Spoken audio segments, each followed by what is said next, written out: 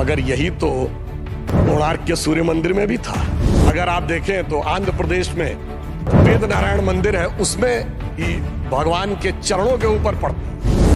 कोल्हापुर में महालक्ष्मी का मंदिर है महाराष्ट्र में, उसमें 3 दिन के लिए एक महीने अक्सर आते हैं तो देवी के मस्तक से लेकर चरणों तक चले जाते हैं। पूछिए साहब, अगर विज्ञान नहीं था तो उस जमाने में इतना सटीक कैलकुलेशन कैसे हुआ?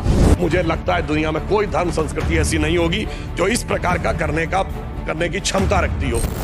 श्री राम जन्मभूमि का जो मंदिर बना है ना, उसमें एक बड़ा साइंटिफिक एंगल आया है। वो क्या है कि रामनवमी के दिन उनके मस्तक के ऊपर सूर्य तिलक होगा। अब इसके लिए सबसे पहले किस चीज की जरूरत है? जो प्लैनेटरी पोजीशन थी कि अर्थ का जो एंगल होगा सूर्य के साथ उस पर्टिकुलर दिन कैसे होगा, तो इसमें 3 इंस्टीट्यूट ने काम किया है। इंस्टीट्यूट ऑफ एस्ट्रोफिजिक्स बेंगलोर ने, जिसने उस पूरे एस्ट्रोनॉमिकल कैलकुलेशन को सटीक ढंग से किया है। दूसरा है central building research institute Roorkee, जिसने कि उसकी व्यवस्था बनाने का काम किया। और तीसरी एक प्राइवेट कंपनी है जिसने वो कॉन्वेक्स लेंसेस के थ्रू कैसे वो अंदर आएगा और ठीक उसी बिंदु के ऊपर उस दिन केंद्रित होगा, ये व्यवस्था की है।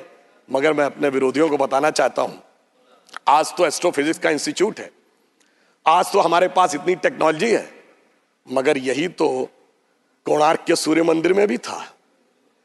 यही तो अगर आप देखें तो आंध्र प्रदेश में वेद नारायण मंदिर है, उसमें ही भगवान के चरणों के ऊपर पड़ती है।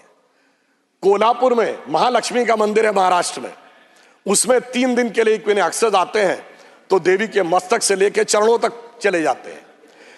कर्नाटक के श्रृंगेरी में जो मंदिर है उसमें 12 महीनों में अलग अलग सूर्य की गति पड़ती है। पूछिए साहब, अगर विज्ञान नहीं था तो उस जमाने में इतना सटीक कैलकुलेशन कैसे हुआ जो आज इतने बड़े बड़े सैटेलाइट्स के बाद होने की बात आई है? इसलिए मैं कह सकता हूं कि इसके लिए हमें इस विचार पे धर्म और संस्कृति के साथ इस विज्ञान पर भी गर्व करना चाहिए।